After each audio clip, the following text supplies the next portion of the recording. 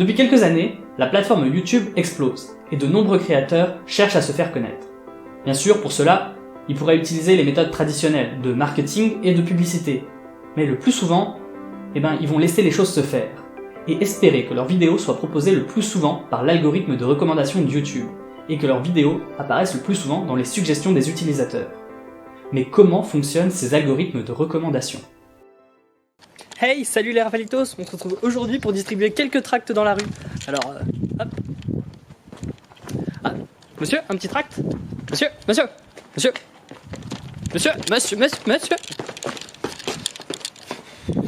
Madame, s'il vous plaît.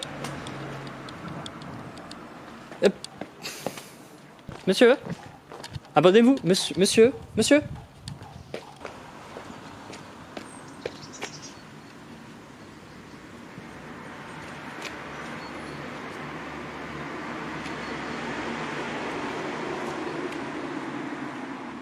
On entend de plus en plus de vidéastes se plaindre de l'algorithme de YouTube, dire qu'ils ne savent pas comment il fonctionne et ne pas réussir à mettre leurs vidéos en avant.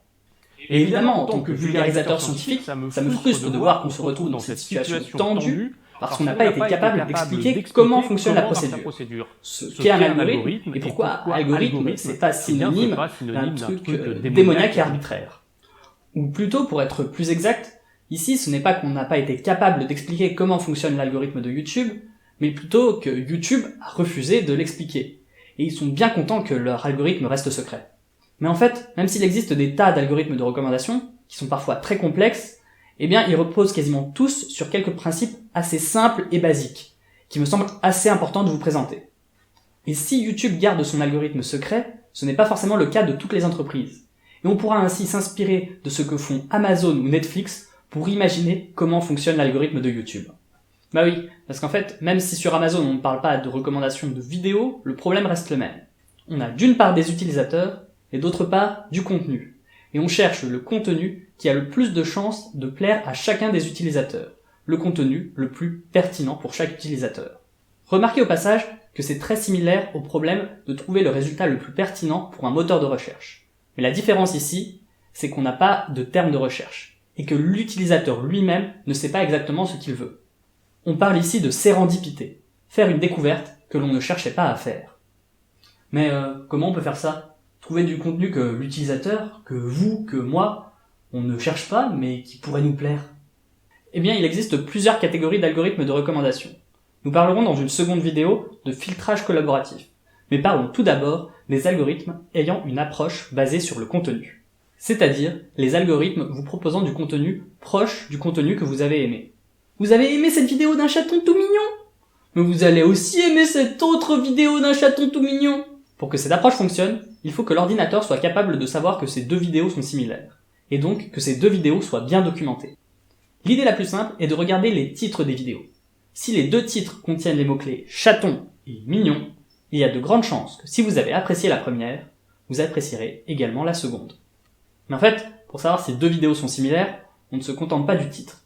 Chaque vidéo possède en réalité toute une carte d'identité assez détaillée. Il y a bien entendu le titre, la description, la chaîne sur laquelle se trouve la vidéo, ou encore la catégorie de la vidéo. On peut même imaginer que les sous-titres d'une vidéo, qu'ils aient été entrés manuellement ou générés automatiquement, puissent être utilisés pour déterminer le thème d'une vidéo.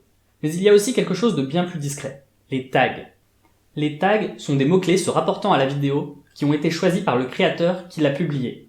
Ils ont plusieurs utilités. Ils permettent par exemple à la vidéo d'apparaître plus facilement dans les résultats de recherche pour un mot-clé en particulier. Et ils sont sans doute également utilisés pour les algorithmes de recommandation. Comme ces tags ne sont pas directement visibles par les spectateurs, cela peut permettre au créateur d'associer sa vidéo à des thématiques de façon plus subtile. Par exemple moi, pour mon premier science-métrage, j'ai pensé que cette vidéo pouvait intéresser particulièrement le public des étudiants en médecine. J'ai donc ajouté parmi les tags le mot-clé PACES. Même si les tags sont cachés pour le public, il existe certains sites internet qui permettent de les extraire simplement à partir de l'URL de la vidéo. Je vous laisse en description le lien vers un de ces sites, et je vous encourage à regarder les tags de vos vidéos préférées. Vous pourriez être surpris. Vous pouvez par exemple regarder les tags de la vidéo que vous êtes en train de regarder actuellement. Internet, ses chats, ses réseaux sociaux et ses challenges. Depuis quelque temps, de plus en plus de vidéos deviennent virales. point commun, ce sont des challenges. Ces défis que les jeunes s'envoient pour obtenir un maximum de likes, ou de j'aime en français, sont partagés parfois des milliers de fois.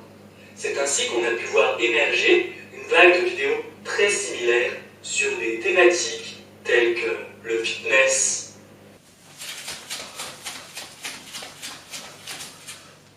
le yoga,